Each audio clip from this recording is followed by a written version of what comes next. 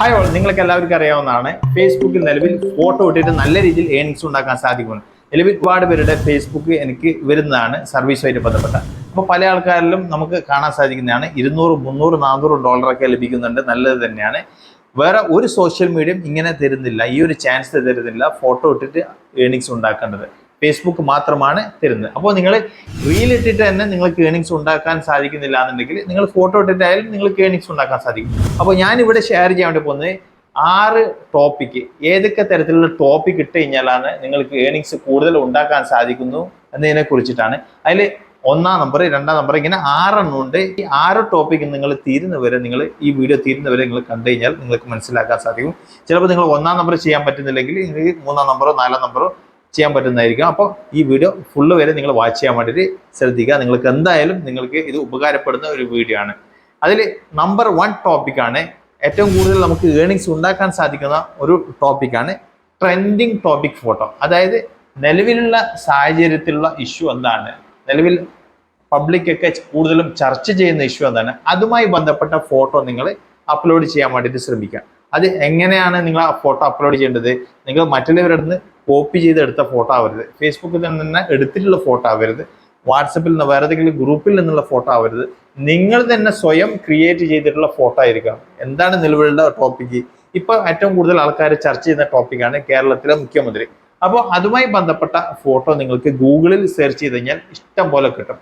അപ്പോൾ ആ ഫോട്ടോ എടുക്കുക. പിന്നെ അതിൻ്റെ കൂടെ നിങ്ങൾക്ക് ടൈപ്പ് ചെയ്യാൻ വേണ്ടിയിട്ടുള്ള നിരവധി ആപ്പുകൾ നിലവിൽ ഉണ്ട്.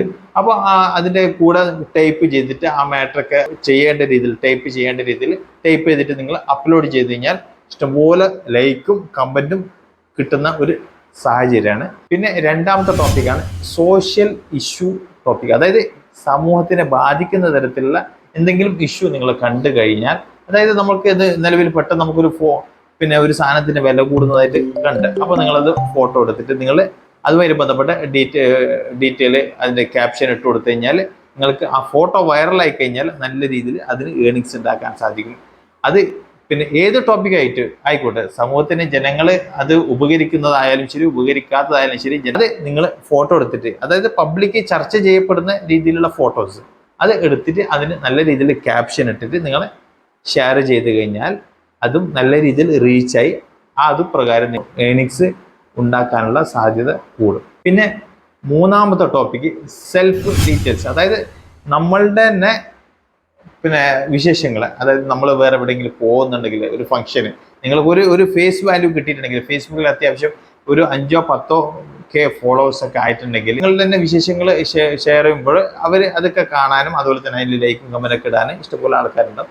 അപ്പോൾ നിങ്ങൾ എവിടെയെങ്കിലും ഫംഗ്ഷന് പോകുന്നുണ്ടെങ്കിൽ ആ ഡീറ്റെയിൽ എഴുതുക. അതുപോലെ തന്നെ വീട്ടിലെന്തെങ്കിലും ഫംഗ്ഷൻ ഉണ്ടെങ്കിൽ, അല്ലെങ്കിൽ നിങ്ങൾ വേറെ എവിടെയെങ്കിലും പോകുന്നുണ്ടെങ്കിൽ, പിന്നെ വേറെ എന്തെങ്കിലും ഇങ്ങനെ സുപ്രധാനപ്പെട്ട കാര്യങ്ങൾ ചെയ്യുന്നുണ്ടെങ്കിൽ, ഇതുമായിട്ട് ബന്ധപ്പെട്ട സെൽഫുമായിട്ട് ബന്ധപ്പെട്ട ഡീറ്റെയിൽസ് എന്തെങ്കിലും ഉണ്ടെങ്കിൽ അത് ഫോട്ടോ എടുത്തിട്ട് നിങ്ങൾ ക്യാപ്ഷൻ വെച്ചിട്ട് നിങ്ങൾ ഷെയർ ചെയ്ത് കഴിഞ്ഞാൽ അതിലും അത്യാവശ്യം നല്ല രീതിയിൽ ഏണിങ്സ് ഉണ്ടാക്കാൻ സാധിക്കുന്നതാണ്.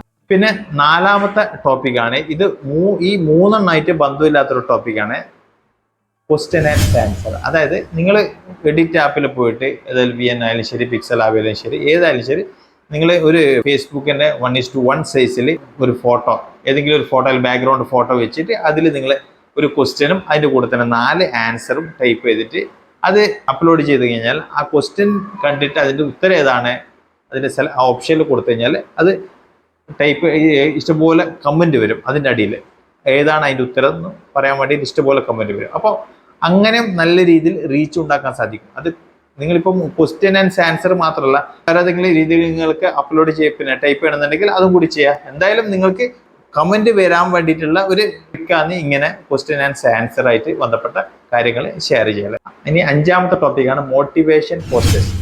മോട്ടിവേഷനായിട്ട് ബന്ധപ്പെട്ട പോസ്റ്റർ നിങ്ങൾ ഇത് ഞാനിപ്പോൾ പറഞ്ഞ പോലെ തന്നെ 1:1 സൈസിൽ ഏതെങ്കിലും ആപ്പിൽ സൈസ് എടുത്തിട്ട് അതിൻ്റെ ബാക്ക്ഗ്രൗണ്ട് വേറെ ഏതെങ്കിലും ഇമേജ് വെച്ചിട്ട് നിങ്ങൾ അതിൽ മോട്ടിവേഷനായിട്ട് ബന്ധപ്പെട്ട മാറ്റർ നിങ്ങൾ ടൈപ്പ് ചെയ്യുകയാണെങ്കിൽ അതിന് ഇഷ്ടംപോലെ കമൻറ്റും ലൈക്കും വരാനുള്ള സാധ്യതയുണ്ട്.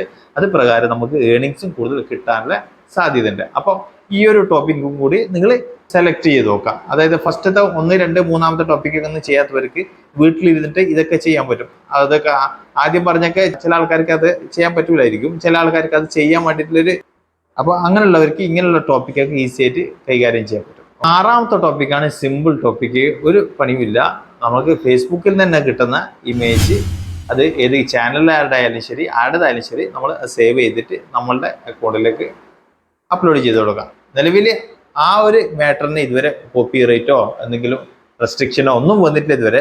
ഫോട്ടോസ് മറ്റുള്ളവരെ ഫോട്ടോ നമ്മൾ സേവ് ചെയ്തിട്ട് നമ്മൾ ഷെയർ ചെയ്യുമ്പോൾ അതുമായിട്ട് ബന്ധപ്പെട്ട് ഇതുവരെ ഒരു പ്രോബ്ലം ഫേസ്ബുക്കിൽ നിന്നും വന്നിട്ടില്ല. ഇനി ഫ്യൂച്ചറിൽ വരുമോയെന്നറിയില്ല. എന്നിരുന്നാലും ഇപ്പോഴും നിലവിൽ ഒരുപാട് പേര് അത് ചെയ്യുന്നുണ്ട് കേട്ടോ. അതുകൊണ്ട് ഞാൻ പറയുകയാണെ.